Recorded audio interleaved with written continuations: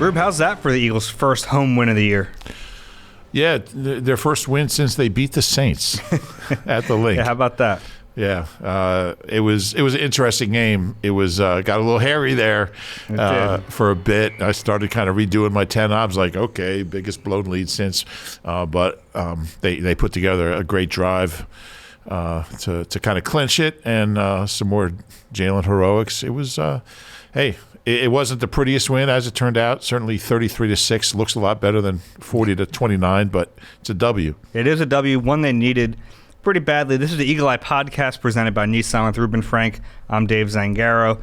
40-29, the final. Eagles improved to 5-6 on the season. The playoffs are within reach here. I mean, this is legitimate now as you look at the schedule the rest of the way. This is a team that a lot of people were writing off a few weeks ago.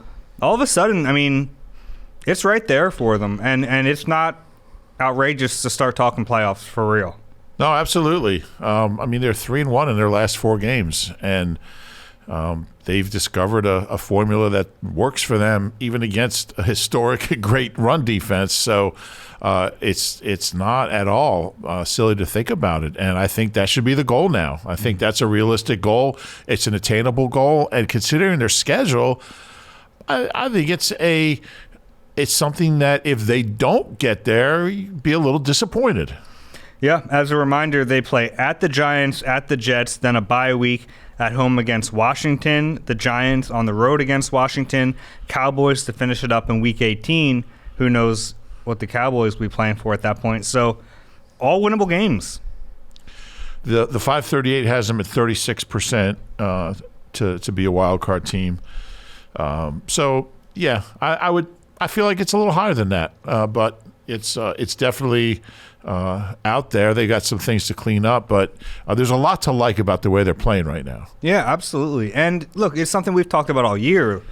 Once they got through the tough stretch, we needed to see what they had left as a team. Were they together? Were they improving? Were they growing roots? You know, all these things that we needed to see and we weren't sure of. And over the last month here, we're seeing, I mean, they're actually not a bad football team. Yeah, and I just think Nick deserves so much credit for navigating him through those, Tampa and Kansas City and Dallas and Vegas. I think those were the 4 games that they just, at one point, a couple of them ended up a little closer, but they trailed at one point all 4 of those games by at least 17 points.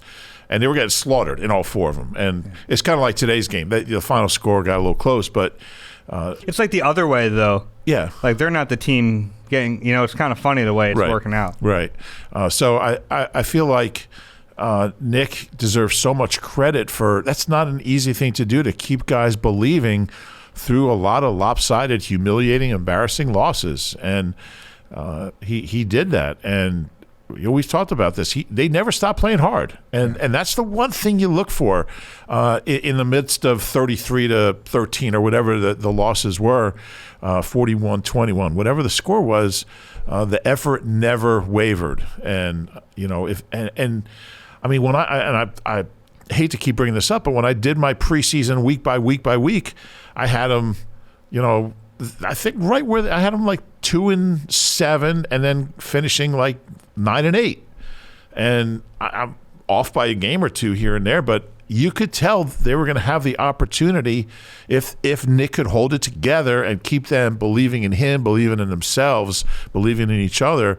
The schedule was going to become their friend, and that was a landmine there for like a month and a half. Yeah, it really feels like the low point of the season was them flying home across the country from Las Vegas in a game that, that was a moment for them in a game where they had a bunch of fans on the road. It felt like, to me, that felt like the low point of the season when they lost that game. And ever since then, win in Detroit, the loss to the Chargers was a close game. That was a game that felt like, whoever had the ball last was going to win it.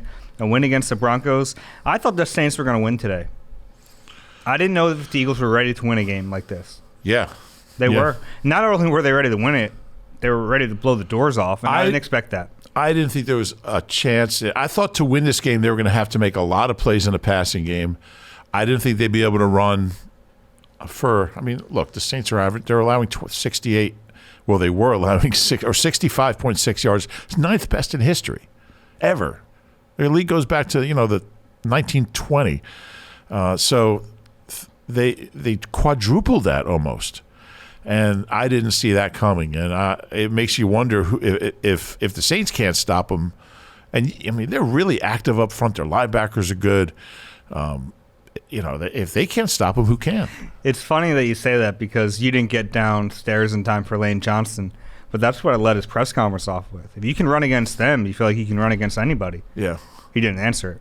Yeah. But that's kind of the way I feel right now looking at this team. Yeah. They can run against that team. Who's going to stop them? Yeah, not the Giants, not the Jets. They're look, I don't know if you can.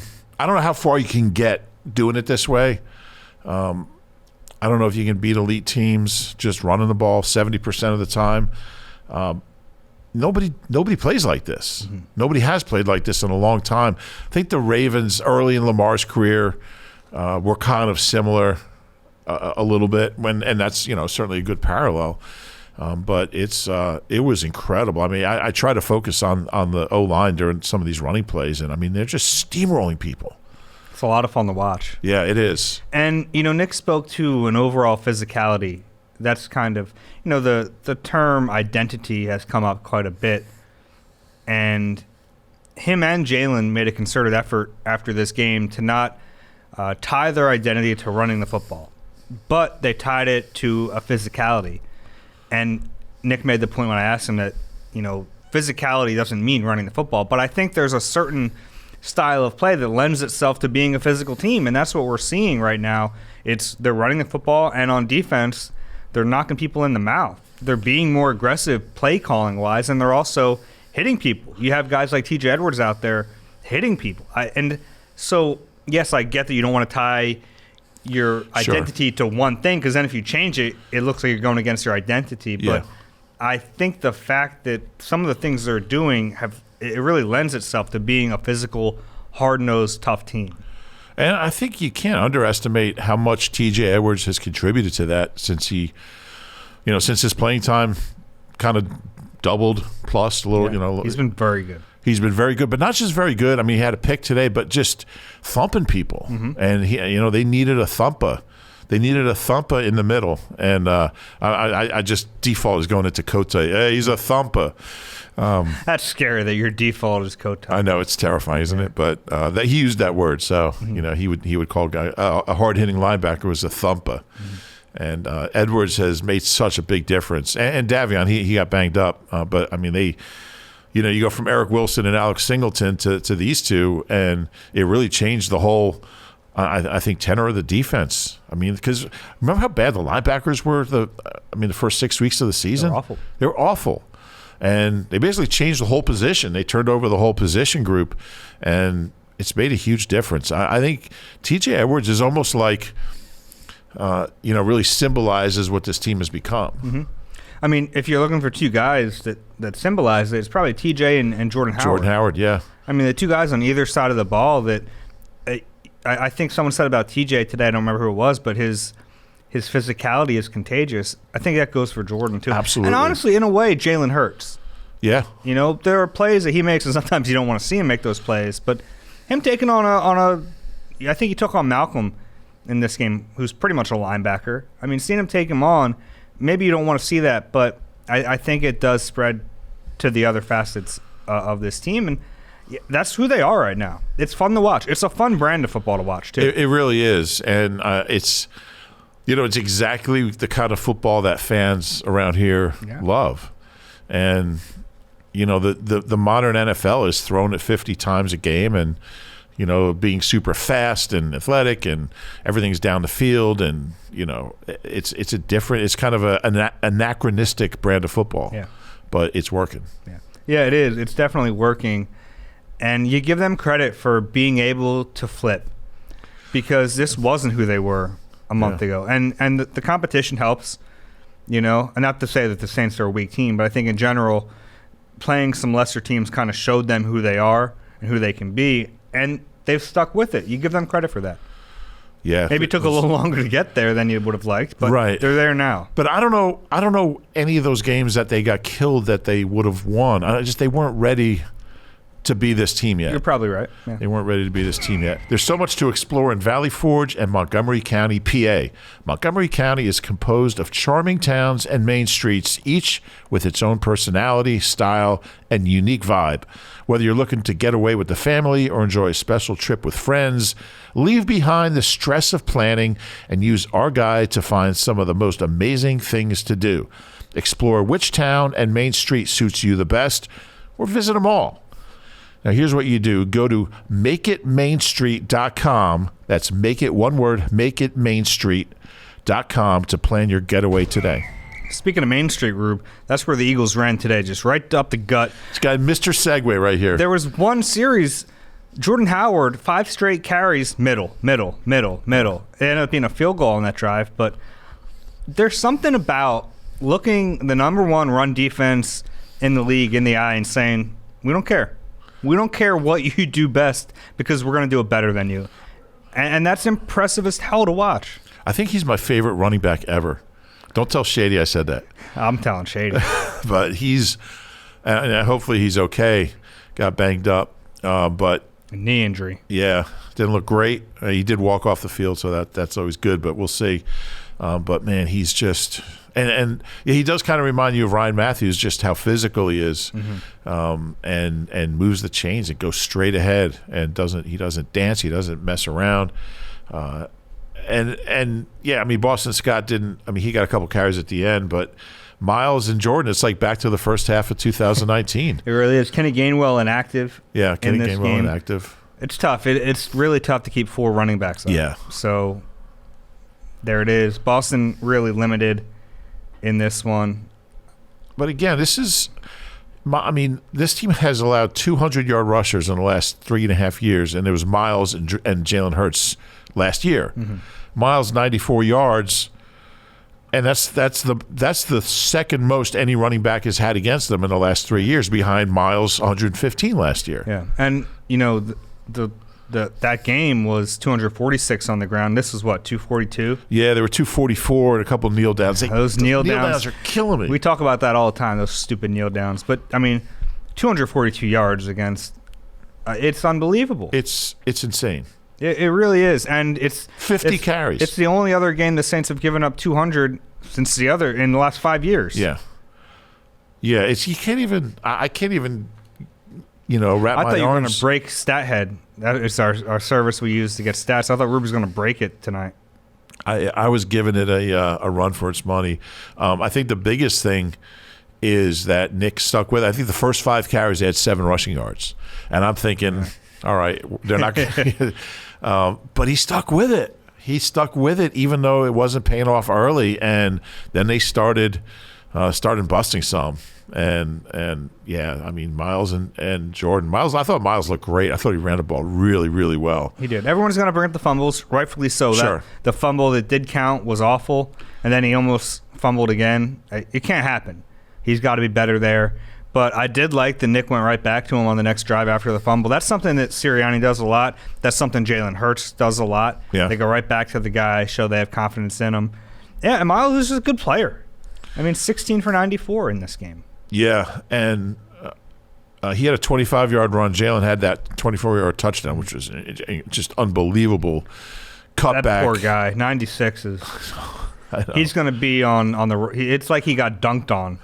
He's in that poster forever. Yeah, he got posterized. And what did Avante Maddox say? Oh, he's going to have to go get taped up again. Avante said he was going to get the tape from the trainers to help tape his ankle. It was really his knees. Yeah. It was his whole body buckled. I mean, but it was an incredible juke. Those are the 2 longest runs against the Saints since the last Eagles game when Miles had an 83-yard touchdown. Yeah. And the reason Nick Sirianni gave us a little insight into why they felt like they could run against the Saints was because of Jalen Hurts. Because a defense has to play him differently than they do any other quarterback, and it opens up running lanes. And when you realize that, that's the fun part about trying to scout for Jalen Hurts, because the downside of it is you don't really have a lot of tape to go on. Right. And this is something I've kind of been really curious about the last few weeks. Yeah, I gathered from your line of questioning. Yeah, but it's a great story. It is. It's interesting because the Eagles are trying to scout opposing defenses, but these opposing defenses, unless they've played the Ravens, haven't played a guy, or maybe Cardinals a little bit. They haven't played a guy like Jalen Hurts who's this effective on the ground. So, sure, the Saints are great stopping the run, but they haven't had to face a quarterback like Jalen Hurts. So you give them credit for kind of realizing in this chess game how it was going to play out a little bit and sticking with it, because he opens up so much. He's so dynamic in the run game. And it's not even about the plays he makes with his legs. It's just the sheer threat his legs present changes the way the defense plays the Eagles, and it opens up so much for them. And I think he'll get even better at using his legs to, draw defenders up toward him. And he hasn't really. I mean, that's advanced stuff, but he has the ability to do that. And at times we see like speed options. And there are more layers to this. Right. Right. No doubt. He's not. It's funny because he's not as fast as like a Michael Vick. Who is? Yeah, but I mean, it's not. He's not. He's not Lamar either. He's not Lamar. But he's pretty damn fast. He's fast. He has great sense of angles. I mean, after he makes that juke, watching him accelerate through the defense. Yeah. I did get a little Vic flashback. Little Vic. There aren't many guys who can accelerate as a quarterback from basically going the other way. It's not even stopped. It's going the other way on a juke, planting your knee and pushing off and going through the defense like that.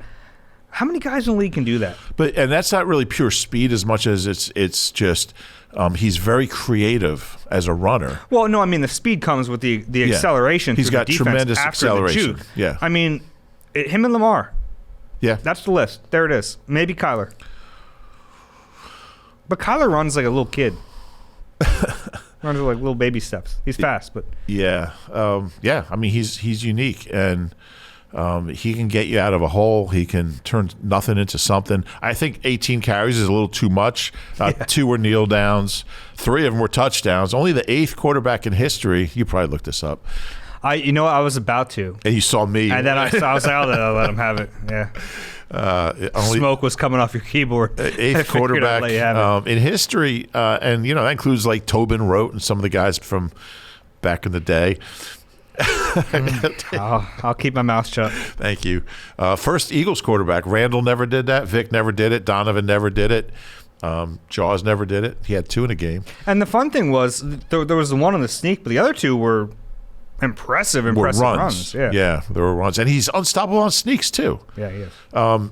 He's only the 7th Eagle, including running backs. And in the last 50 years, I think just Wilbert did it 3 times. Charlie Garner did it in 95 against Washington, I believe. I think it was the week after he had that big game against the Niners. And then Shady did it a couple times. And Boston Scott did it against the Giants, of course. Who else?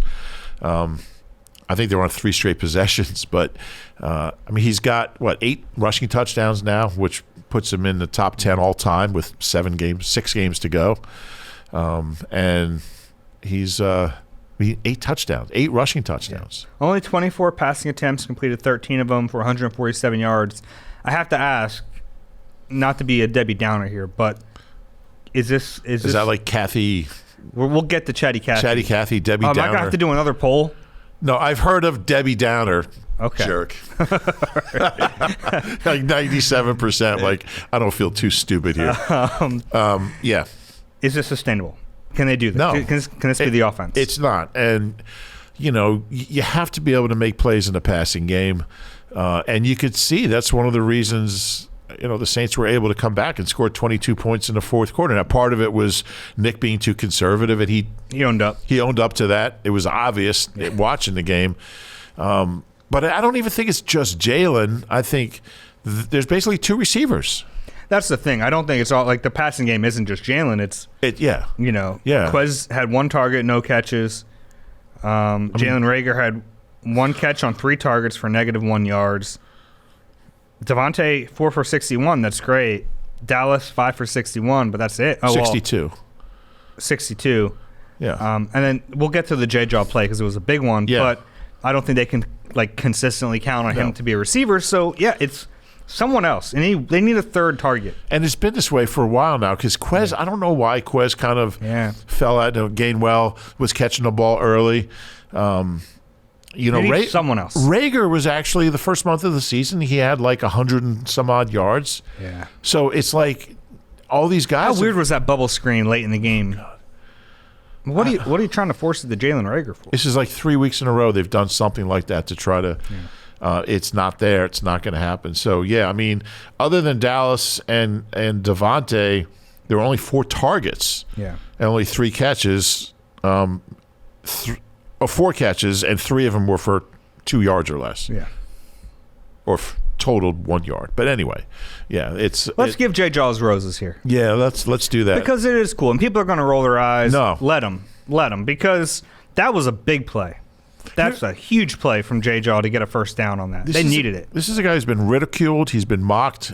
He didn't draft himself before DK Metcalf. He didn't draft himself in the second round. He stayed ready. He's put everything he has into special teams. It's got to be humbling to be a second-round pick and not play on offense. But he's become a really good special teamer. That's why he's on the team. Mm-hmm. If he wasn't, he wouldn't be here. That's why he. And he was not a very good special teamer early in his career. He was not. Yeah. And here's a guy who's got 15 career catches coming into this game, 4 last year and none this year. He's caught 4 passes since 2019. He hasn't been targeted this year. And he was just hurt. I mean, he was banged up. And on 2nd and 11, when nothing was going right for the offense, I think it was 6 straight drives that stalled. A couple they got field goals, but they were short fields. The offense couldn't do anything. The passing game couldn't do anything. And he caught. Not only did he catch the ball and secure it, and then get yards after the catch, secure the ball and get a huge first down, and then they went down and scored. Because things were getting tight there. Oh, yeah? Things were getting really tight. They were going to lose the game if they didn't get a few first downs there, or at least 1 or 2. And I think that was a play of the game. Well, Nick said it's their offensive play of the game. They pick an offensive and a defensive player and play of the game. I mean, he had 2 catches in that game at the end of the year against Washington, the whole Sudfeld game. Yeah. But this was his first catch in a meaningful game in over a year, since October of last year. I give that kid so much credit for dealing with what everyone is saying, the mocking and the ridiculing and making fun of him, and DK Metcalf this and we don't know what it was, but apparently Nick was saying he was going through some sort of personal turmoil this week. He alluded to something else. But to deal with all that and be ready in that moment, the first moment in a year, and catch that ball, I give the kid a ton of credit. And it doesn't look. We're not saying it makes up for everything else, and it's not like all of a sudden he's a great player. But in that moment, they needed a play. He delivered a play, and you give him credit for it. And he's got more yards than Reagor in the last month. Yeah. That's the problem.